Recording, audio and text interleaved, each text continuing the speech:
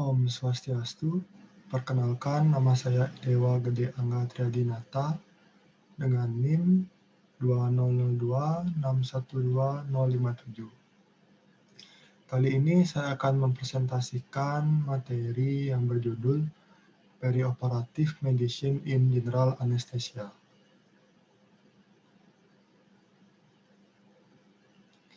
Adapun topik pembahasan pada materi saya hari ini yang pertama adalah General Anesthesia atau anestesi umum. Yang kedua adalah periode preoperatif pada general anesthesia. Yang ketiga adalah periode intraoperatif pada general anesthesia. Yang keempat adalah periode postoperatif pada general anesthesia.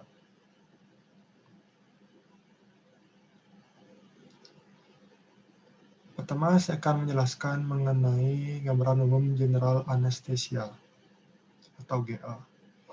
General anesthesia atau GA adalah keadaan yang dihasilkan saat pasien menerima obat untuk menghasilkan amnesia dan analgesia dengan atau tanpa kelumpuhan otot yang bersifat reversibel.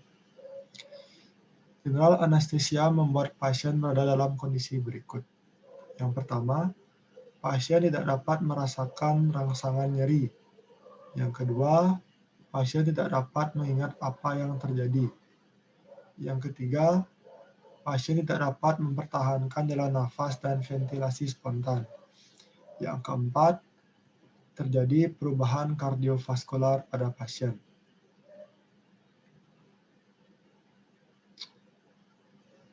Selanjutnya, general anesthesia dapat diinduksi dan dipertahankan melalui dua jalur, yaitu yang pertama secara intravena, yang kedua secara inhalasi.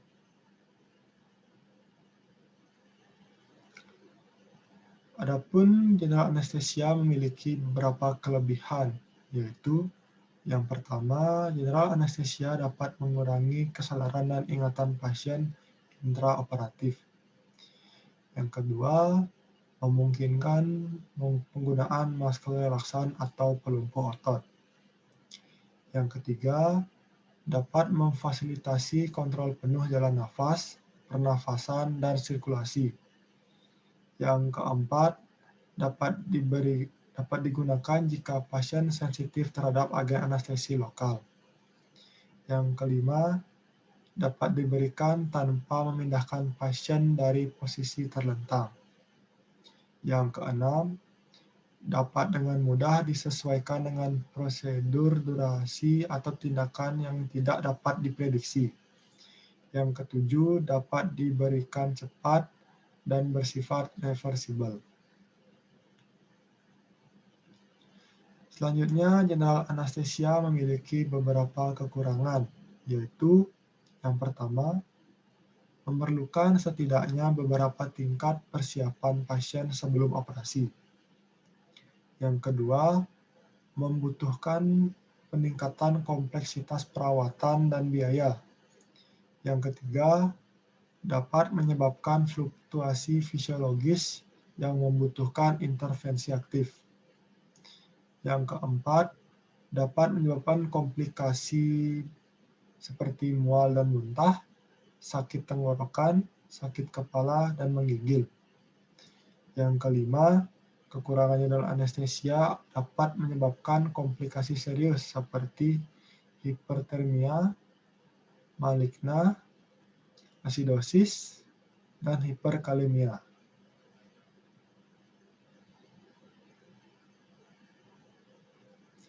Selanjutnya, saya akan menjelaskan mengenai periode preoperatif pada general anesthesia. Periode preoperatif merupakan periode persiapan pasien mulai dari mendapat jadwal operasi hingga pasien memasuki ruang operasi.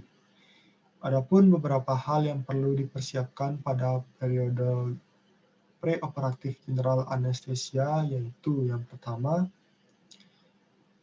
harus mempersiapkan instrumen general anesthesia. Yang kedua, persiapan pasien agar ideal dan optimal pada saat dilakukan operasi. Yang ketiga, persiapan manajemen jalan napas pada pasien. Yang keempat, persiapan medikasi. Yang kelima, persiapan persyaratan lainnya seperti puasa.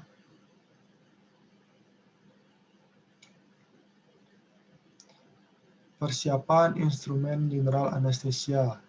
Yang pertama instrumen yang harus dipersiapkan yaitu ruangan yang terang dan ukuran yang memadai. Yang kedua, sumber oksigen bertekanan. Yang ketiga, monitor standar ASA atau American Society of Anesthesiologists. Lalu yang perlu dipersiapkan juga adalah monitor EKG, tekanan darah, oksimetri nadi, kapnografi, suhu dan konsentrasi oksigen.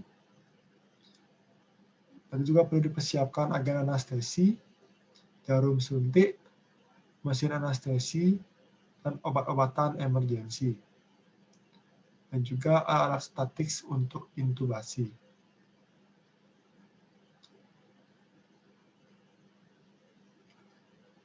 Adapun statik merupakan singkatan dari alat-alat untuk melakukan proses intubasi, di mana S yang berarti scope, yang terdiri dari stetoskop dan laryngoskop. Lalu T yang berarti tubes, yang terdiri dari endotracheal tube dan laryngeal mask airway. Lalu A yang berarti airway device, yang terdiri dari sungkup muka dan oropharyngeal airway. Lalu tip, T atau tip, yang terdiri dari plaster. I yang berarti introducer, yaitu stilet. Lalu C yang berarti konektor. Dan S yang berarti suction atau alat penghisap. Berikut adalah akan ditampilkan gambar-gambar dari alat-alat statik.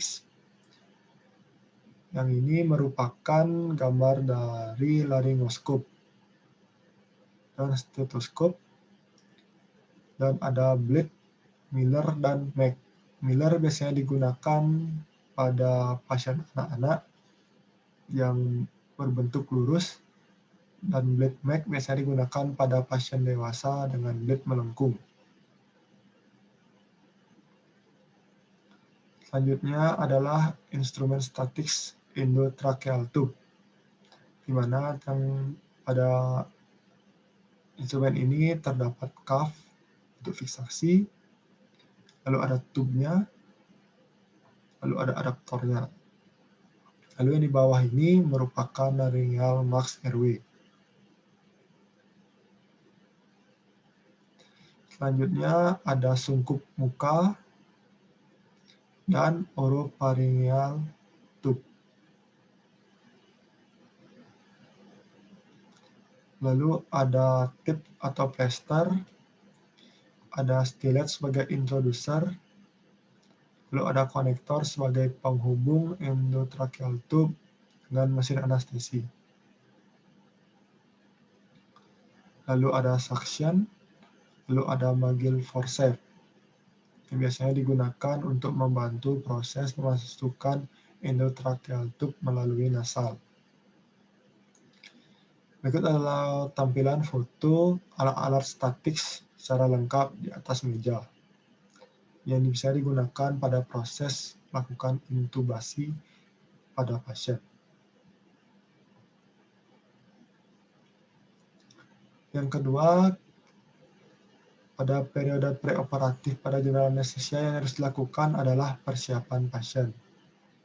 Komponen dari persiapan pasien ini yang pertama adalah menjalin hubungan komunikasi dokter dan pasien yang baik, di mana dokter wajib mampu untuk mengedukasi pasien dan menjelaskan mengenai prosedur anestesi yang akan dilakukan dan menjelaskan efek-efek yang akan dihasilkan dan durasi dilaksanakannya operasi dan pemberian anestesi.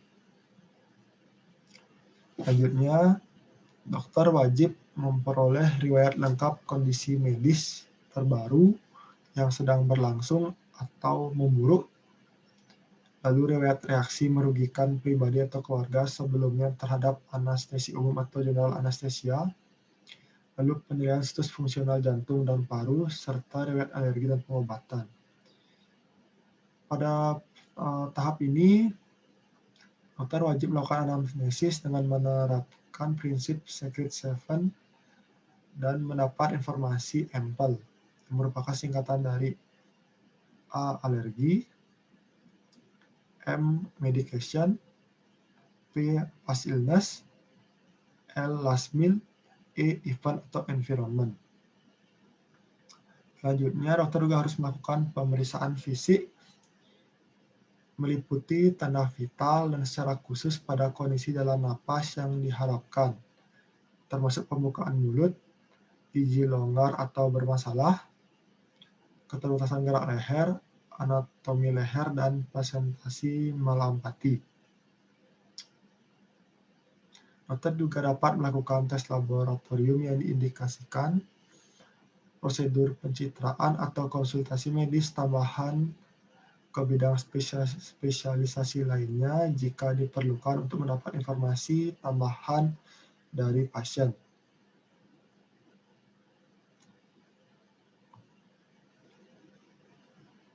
Selanjutnya, persiapan manajemen jalan napas pada pasien. Pada tahap ini, dokter wajib mengidentifikasi penyulit manajemen jalan nafas nantinya saat intraoperatif atau durante, seperti bukaan mulut kecil, obesitas, gigi menonjol, ekstensi leher terbatas, dan trauma wajah. Penilaian yang dapat dilakukan dalam menilai manajemen jalan nafas bisa menggunakan penilaian malampati dan Lemon Score. Lemon Score merupakan sebuah singkatan di mana L yang berarti look externally, E berarti evaluasi 322, M yang berarti malampati, O yang berarti obstruction, N yang berarti neck mobility, dan ini semua digunakan untuk menentukan kemungkinan terjadinya kesulitan intubasi pada pasien saat intraoperatif. Itu adalah gambar untuk dalam menilai malampati.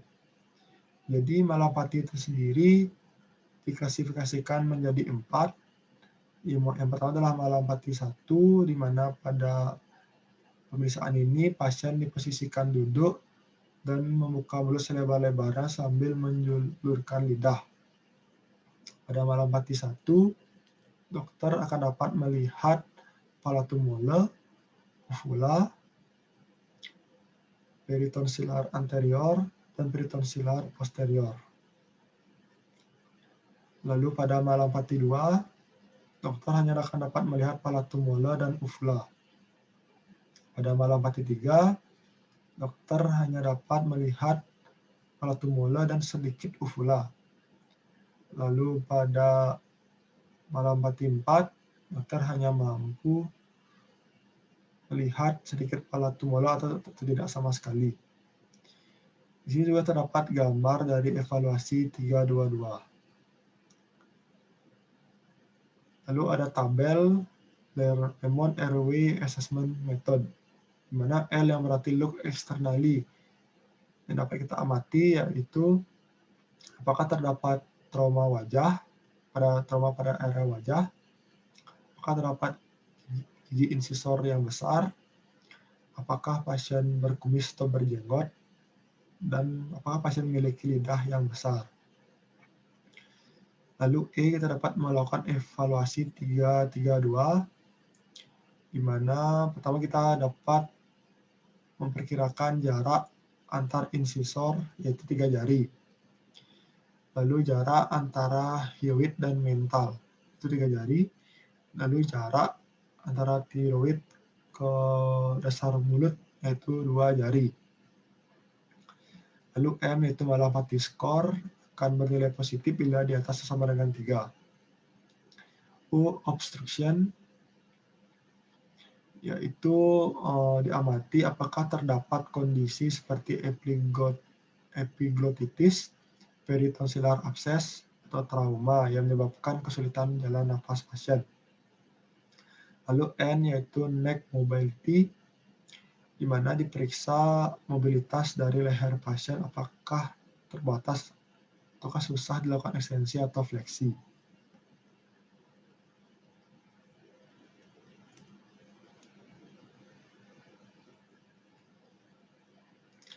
Selanjutnya, pada periode preoperatif pada general anesthesia dilakukan persiapan premedikasi. Tujuan dari premedikasi adalah agar pasien tiba di ruang operasi dengan pikiran yang tenang dan rileks. Premedikasi paling umum digunakan adalah midazolam. Midazolam merupakan benzodiazepin kerja pendek yang memiliki manfaat memberikan anti-grade amnesia.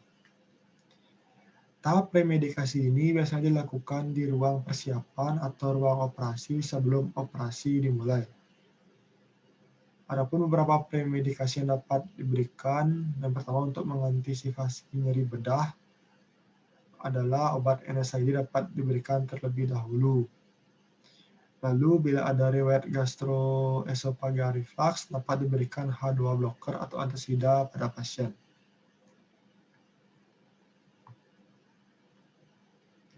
Lalu untuk persiapan peserta lainnya, yang pertama, pasien diwajibkan menerapkan NPO atau nil per os atau puasa pra-anestesi untuk mencegah kejadian muntah atau gastroesophageal reflux, di mana muntahan tersebut dapat masuk ke saluran napas pasien hingga ke paru pasien dan menyebabkan pneumonia aspirasi. Pasien juga dianjurkan tetap minum obat yang dijadwalkan secara teratur sebelum operasi, kecuali jenis obat berikut yang harus dihentikan, yaitu antikoagulan, hipoglikemi oral, monoamin oksidase inhibitor, antihipertensi, dan suplemen herbal yang beresiko menimbulkan interaksi dengan agen anestesi yang dapat mempengaruhi kerja dari agen anestesi. Berikut adalah tabel mengenai rentang puasa berdasarkan American Society of Anesthesiologists. Pasien diperbolehkan minum air dan puasa selama 2 jam. Untuk ASI selama 4 jam. Untuk susu formula, makanan ringan, dan susu hewani yaitu 6 jam. Lalu untuk makanan yang digoreng atau yang berlemak wajib puasa 8 jam. Selanjutnya saya akan menjelaskan mengenai periode intraoperatif pada general anesthesia. Yang pertama dilakukan adalah induksi. Induksi general anesthesia dapat dilakukan dengan menghirup gas anestesi atau dengan menggunakan agen intravena atau keduanya. Langkah selanjutnya dari proses induksi adalah mengamankan jalan nafas. Proses ini biasanya memerlukan pemasangan laryngeal mask airway atau endotracheal tube. Adapun beberapa indikasi intubasi dengan endotracheal tube yaitu yang pertama, pasien memiliki potensi kontaminasi saluran napas disebabkan bisa oleh reflux gastroesophageal atau perdarahan laring. Yang kedua adalah pemberian masker relaksan atau pelumpuh otot untuk kebutuhan pembedahan. Yang ketiga, terapatnya kesulitan akses jalan napas yang dapat diprediksi seperti posisi operasi. Lalu durasi operasi yang panjang atau operasi pada daerah mulut dan wajah.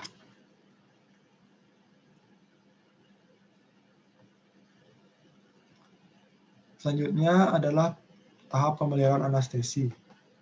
Selama durante atau intraoperatif, anestesi dipertahankan menggunakan agen inhalasi atau intravena secara terus-menerus, baik sendiri atau kombinasi. Tingkat anestesi yang tepat harus dipilih baik untuk prosedur yang direncanakan maupun untuk berbagai tahapannya.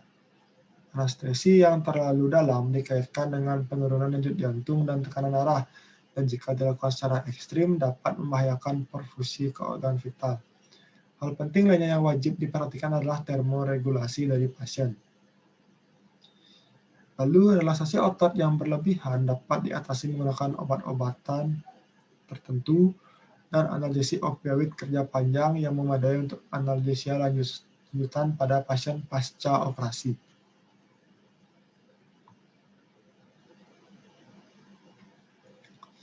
Lalu adapun obat anestesi yang umum digunakan pada intraoperatif pada general anestesia. Yang pertama untuk agen intravena yaitu propofol. Propofol memiliki kelebihan yaitu hanya menyebabkan sedikit efek mual muntah pasca operasi dan mengembalikan kognisi lebih cepat. Propofol merupakan agen induksi dengan pengeliran anestesi yang baik. Adapun kekurangan dari propofol yaitu menyebabkan nyeri saat injeksi dan dibuat dalam emulsi lipid yang dapat menjadi media pertumbuhan bakteri.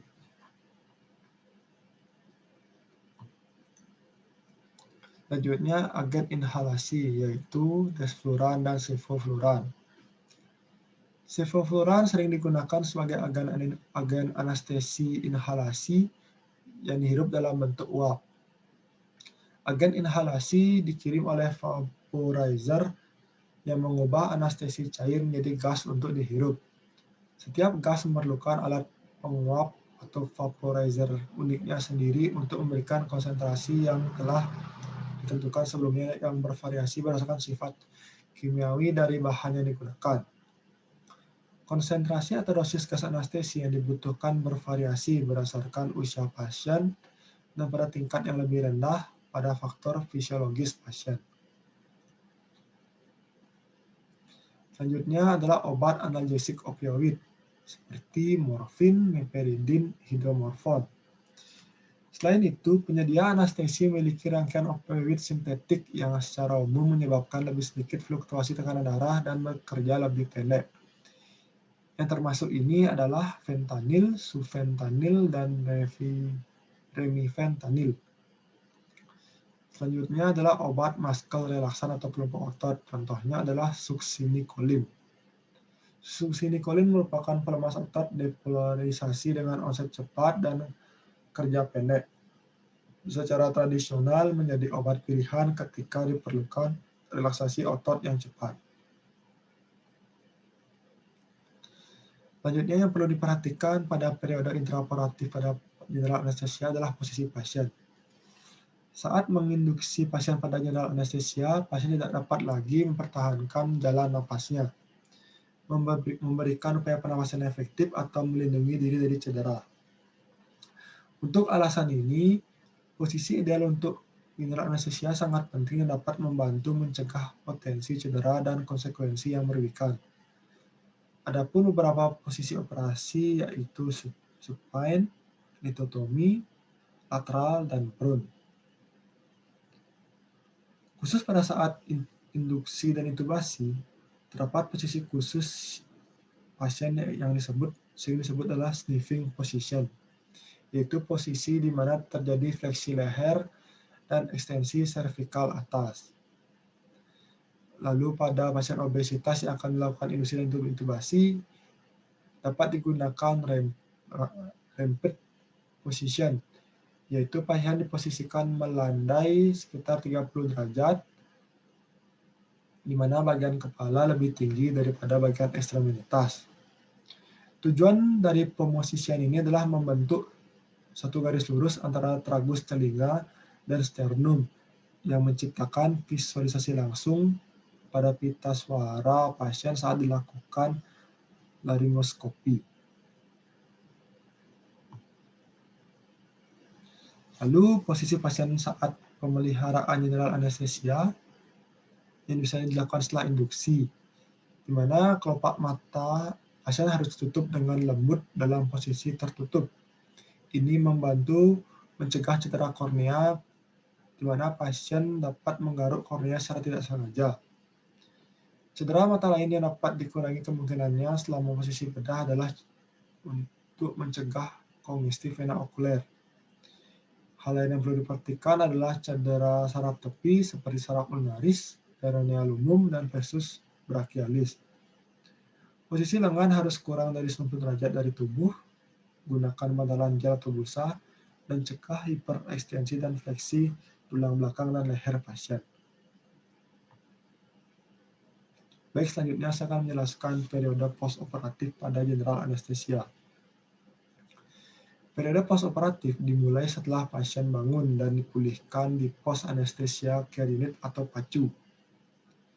Lalu pada pasien dengan kondisi lebih kritis, pemulihan dapat dilakukan di intensive care unit atau ICU. Pasien dapat dipindahkan ke ruangan bangsal apabila memenuhi skor pemulihan pasca anestesi, yaitu Aldrich score untuk pasien dewasa, Stewart score untuk anak-anak, dan Bowman score untuk pasien yang mendapatkan spinal anestesi. Lalu ada juga sistem scoring, yaitu Post Anesthesia Discharge Scoring System atau disingkat PADSS, yang digunakan untuk pasien one day care di mana pasien dilakukan operasi pada pagi hari dan diizinkan pulang pada sore harinya. Berikut adalah tabel dari skor pemulihan pasien anestesi. Jadi di sini terdapat sistem skor pemulihan pasien anestesi Aldrich score yang biasa digunakan pada pasien dewasa. Adapun yang dinilai adalah nilai warna, pernapasan, sirkulasi, kesadaran, aktivitas. Di mana bila didapatkan skor dengan jumlah lebih dari 8, maka penderita dapat dipindahkan ke ruangan bangsal. Lalu di sini juga ada Stewart score yang saya digunakan untuk pasien anak-anak, di mana yang dinilai adalah pergerakan, pernafasan, dan kesadaran. Dan jika jumlah skor lebih dari 5, maka pasien anak-anak dapat dipindahkan ke ruangan.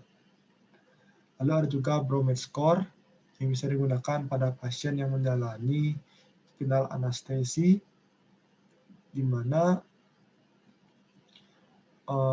Bowman score dengan skor 2 mengindikasikan pasien dapat dipindahkan ke ruangan. Lalu terdapat juga tabel skor dari PADSS untuk pasien one day care, di mana skor PADSS lebih dari atau sama dengan 9, maka pasien diizinkan pulang.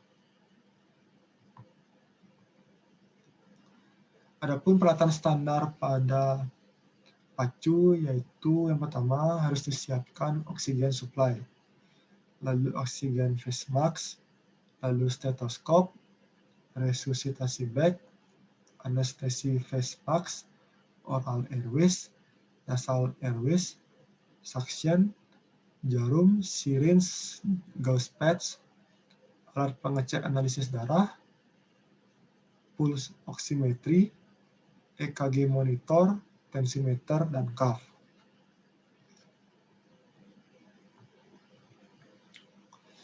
Pasien pulih akan berada di unit pemulihan sampai mereka memenuhi kriteria pelepasan PACU.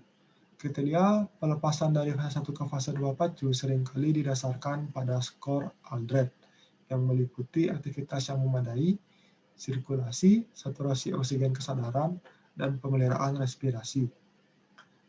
Tahap 2 PACU harus dipenuhi sebelum pasien dipulangkan ke rumah. Ini termasuk kemampuan untuk mempertahankan balutan tempat pembedahan yang tepat, kontrol nyeri yang memadai, kondisi normotermia pada pasien, kemampuan ambulasi, tidak adanya mual, dan pasien mampu melakukan tindakan untuk menstabilkan tanda-tanda vital pasien tersebut. Baik, sekian presentasi mengenai preoperative medicine pada general anesthesia saya sampaikan. Mohon maaf bila terdapat kesalahan atau kekurangan. Saya ucapkan terima kasih dan saya tutup dengan Parama Santi. Om Santi Santi Santi Om.